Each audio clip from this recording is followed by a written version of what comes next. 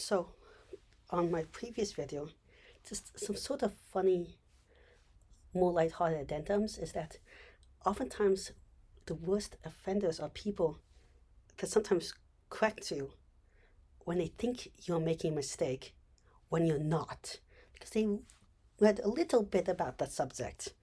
And some examples of that is when this is just one is that a person kept correcting me that the word immune is not a word in the English dictionary, and it's immunized.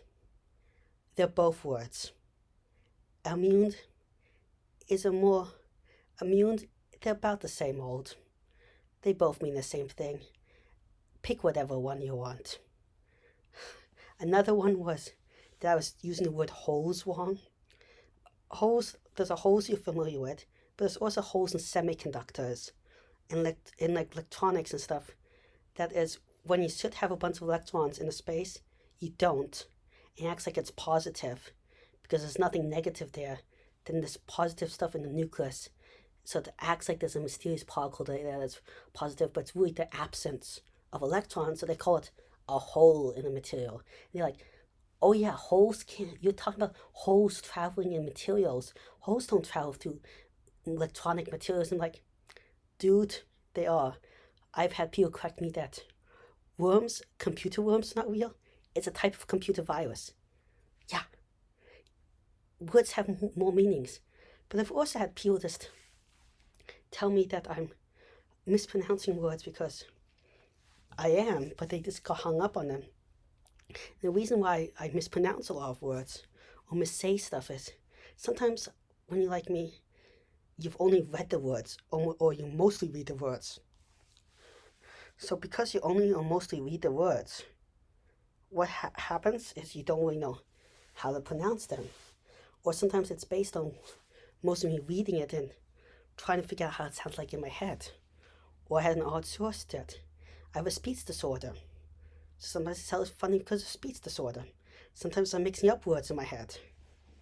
I don't tend to read words phonetically. I tend to read them as one big word without ever sounding them out, which is actually, by the way, a faster way of reading, but it doesn't help when you can't pronounce the words in real life and then you start making real mistakes.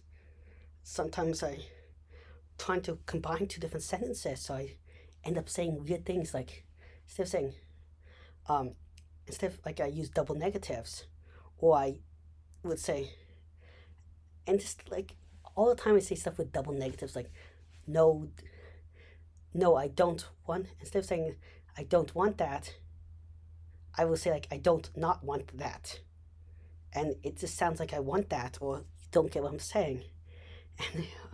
And in all these cases, it's not bad if you don't understand what I'm saying to ask me, hey, can you clarify? That is something totally fine to do. It's totally fine to ask for clarification in all these cases, but just ask it nicely. It's okay to also to take in, I'm also okay with learning from my mistakes. But please just do it with an open mind. And it should be something that teachers should judge less on, honestly. And it leads to a lot of messed up things in the college writing process, I would say. Because now we have a bunch of students that are not based on creative writing. No, they don't spend time with creative writing. They spend time on making it sound proper. So I would think a lot more kids would get in college if we focused less on this, and they would get a lot more creative writers that use alternative spellings or change the words to like express emotions.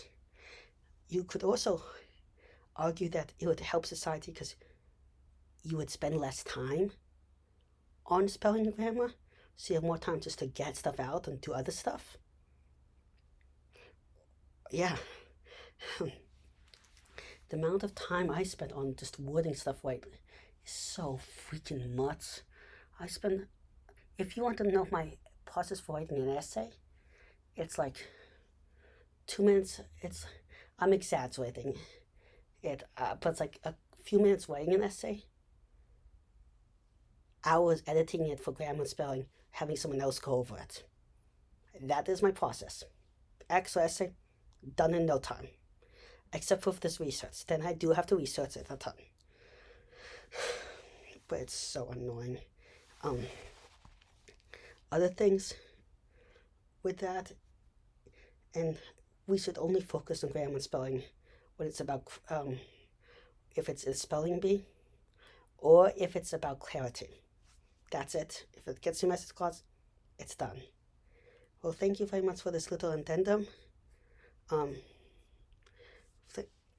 That'll be it. Bye.